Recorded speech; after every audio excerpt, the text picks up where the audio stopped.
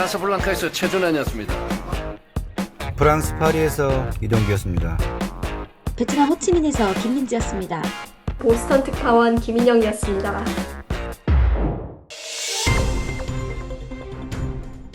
여러분 안녕하십니까. 월요 브리핑 시간입니다. 정부 곳간 바닥날 듯 고용보험 인상 검토, 국민취업지원제는 저소득 구직자와 경력 단절 여성 등 취약계층에게 취업과 생계 지원을 함께 해주는 제도인데 벌써 20만 명에 가까운 사람들이 도움을 요청하고 있습니다.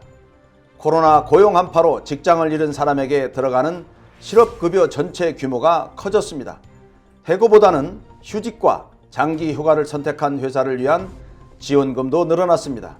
이 같은 지원금은 모두 고용보험기금에서 나가는데 들어오는 보험료보다는 요구하는 곳이 많다 보니 적자 폭이 커지고 있어서 곧 곳간이 바닥나는 게 아니냐는 우려마저 나오고 있습니다.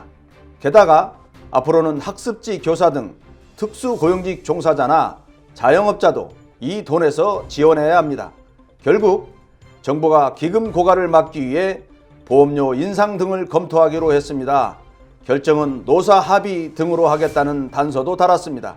정부는 산업 현장의 재해 사망자를 올해 700명으로 줄이겠다는 계획입니다. 다음 소식입니다. 박범계 장관 검사장급 인사 최소화, 박범계 법무부 장관이 검찰 고유 간부 인사를 단행했습니다.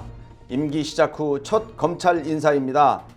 법무부는 오늘 9일자로 대검 검사급 검사 4명을 전보 인사한다고 7일 밝혔습니다. 이번 인사는 대검찰청 기획조정부장 결혼충원과 법무부 검찰국장 등 주요 보직 인선에 따른 후속 조치 차원으로 최소 규모로 진행됐습니다. 전국 최대 규모의 검찰청으로 채널A 사건, 윤석열 총장 처가 측근 사건 등 주요 수사를 지휘하는 이성윤 서울중앙지검장은 자리를 유지했습니다. 이 지검장과 함께 추미애 라인으로 꼽히는 심재철 법무부 검찰국장은 서울 남부지검장으로 이동했습니다. 심 국장의 경우 사실상 연정선 인사로 평가되고 이종곤 대검 형사부장도 자리를 유지했습니다. 반면 윤 총장의 측근인 한동훈 법무연수원 위원은 인사 대상에서 제외됐습니다. 박 장관은 주요 인물에 대한 구체적인 인사안을 윤 총장에게 구두로 전달한 것으로 알려졌습니다. 다음 소식입니다. 김명수 대법원장 거취, 이래도 문제 저래도 문제. 정치적 중립 위반과 거짓말 논란에 휩싸인 김명수 대법원장의 거취에 대해 국민의힘 비상대책위원회 관계자는 7일 이같이 말했습니다. 범야권에서 너나 할 것 없이 모두 김명수 대법원장은 사퇴하라고 요구하고 있는 상황에서 왜 저런 발언을 했을까 의구심이 생기는 상황입니다.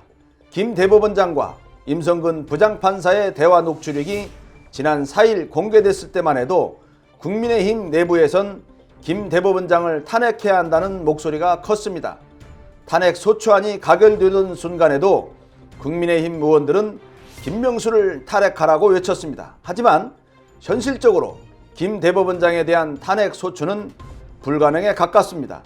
대법원장에 대한 탄핵 소추를 위해서는 국회의원 제적 과반수의 찬성이 있어야 하는데 국민의힘 의석수는 102석에 불과합니다. 임 부장판사 탄핵 표결 때 찬성이 179표 나온 걸로 봤을 때 민주당에서 반란표가 나올 가능성이 없는데 국민 여러분들의 생각은 어떠신지요? 감사합니다.